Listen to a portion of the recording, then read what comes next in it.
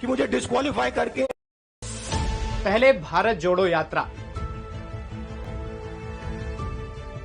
फिर अडानी मुद्दे पर संसद में भाषण, देख लीजिए। और अब डिस्क्वालिफिकेशन का पूरा एपिसोड। और अगर ये सोचें कि मुझे डिस्क्वालीफाई करके, धमका के, जेल में डाल के मुझे बंद कर सकते, नहीं। राहुल गांधी के पॉलिटिकल करियर में ये एक बड़ा टर्निंग पॉइंट है। इस दौरान राहुल विपक्ष की एक मजबूत आवाज बनकर उभरे हैं। आज मंडे मेगा स्टोरी में राहुल गांधी के एक प्रिविलेज्ड चाइल्ड से विपक्ष की मजबूत आवाज बनने की पूरी कहानी थे। तभी उनकी दादी इंदिरा गांधी के सिक्योरिटी गार्ड्स ने उनकी हत्या कर दी। इंदिरा गांधी की हत्या के बाद सिक्योरिटी के लिहाज से राहुल के स्कूल जाने पर रोक लगा दी गई, लेकिन होम स्कूलिंग जारी रही। 1991 में जब राहुल अमेरिका में हार्वर्ड यूनिवर्सिटी से पढ़ाई कर रहे थे, तभी उनके पिता राजीव गांधी की हत्या कर दी गई। 1995 में कैम्ब्रिज यूनिवर्सिटी से एमफिल किया और 1996 में नाम बदलकर लंदन की एक कंसल्टिंग फर्म में नौकरी करने लगे। 2002 में राहुल भारत वापस लौट आए। 2003 से राहुल कांग्रेस की बैठकों और पब्लिक इवेंट्स में नजर आने लगे। 7 मार्च 2004 को लोकसभा चुनाव से ठीक पहले राहुल गांधी ने राजनीति में आने का ऐलान कर दिया। यहाँ से राहुल के राजनीतिक करियर की शुरुआत हुई। उन्हें गांधी परिवार की सबसे सुरक्षित सीट अमेठी से उतारा गया। जीत हासिल कर राहुल लोकसभा सदस्य बन गए। 24 सितंबर 2007 को कांग्रेस कमेटी के जनरल सेक्रेटरी बने और फिर यूथ कांग्रेस और national students union of India यानी NSUI के अध्यक्ष। इसके बाद 2009 में भी राहुल ने अमेठी से बड़ी जीत दर्ज की। सब ठीक चल रहा था, लेकिन राहुल के कांस्टेंट स्लिप ऑफ टंग को उनके विरोधियों ने इशू बनाना शुरू किया, जिससे उनकी छवि एक इमेच्योर नेता की बनने लगी।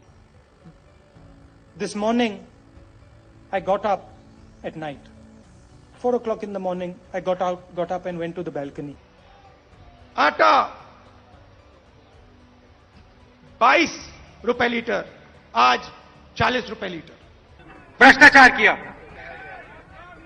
बलात्कार।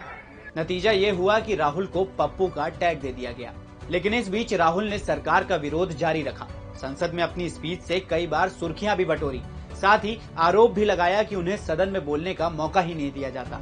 लेकिन लोकसभा में उनकी परफॉर्मेंस भी कोई एग्जाम्पल नहीं सेट कर पाई। 2019 में बीजेपी ने केंद्र में भारी बहुमत से सरकार बनाई, जो राहुल के पॉलिटिकल करियर में एक बड़ा सेटबैक था। लेकिन साल 2022 में राहुल गांधी का एक राजनेता के तौर पर उभार फिर से शुरू हुआ। 7 सितंबर 2022 को उन्होंने कन्याकुमारी से भारत जोड़ो यात्रा शुरू की। 12 राज्यों से होते हुए करीब 3570 किलोमीटर पैदल चलकर श्रीनगर पहुंचे। 136 दिन की इस पैदल यात्रा में उन्होंने 12 सभाएं, 100 से ज्यादा कॉर्नर मीटिंग्स, 13 प्रेस कॉन्फ्रेंस, 275 से ज्यादा वॉकिंग इंटरेक्शन और 100 से ज्यादा सिटिंग इंटरेक्शन किए। पूरी यात्रा के दौरान राहुल सफेद टी शर्ट में पैदल चलते दिखे, जिससे उनकी छवि पप्पू टैग से इतर जुझारू और गंभीर नेता के तौर पर उभरी। राहुल जनता के बीच अपनी छवि सुधार ही रहे थे कि 23 मार्च 2023 को सूरत की कोर्ट ने मानहानि केस में उन्हें 2 साल की सजा सुना दी। अगले ही दिन उनकी संसद सदस्यता खत्म करने का नोटिफिकेशन जारी हो गया। ये सब हुआ 2019 के दौरान उनके दिए एक विवादित बयान के चलते। एक छोटा सा सवाल, इन सब के नाम, इन सब चोरों के नाम मोदी मोदी मोदी कैसे हैं? नीरव मोदी, ललित मोदी, नरेंद्र मोदी। राहुल की संसद सदस्यता खत्म होने के बाद करीब सभी विपक्षी दलों ने इसकी निंदा की और इसे लोकतंत्र पर खतरा बताया।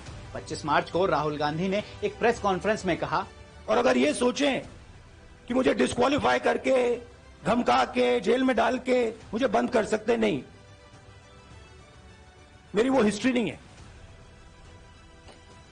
मैं हिंदुस्तान के लोकतंत्र के लिए लड़ रहा हूं और मैं हिंदुस्तान के लोकतंत्र के लिए लड़ता रहूंगा। किसी चीज से नहीं डरता हूं। तो ये थी राहुल गांधी के एक प्रिविलेज्ड चाइल्ड से विपक्ष की मजबूत आवाज बनने की मंडे मेगा स्टोरी।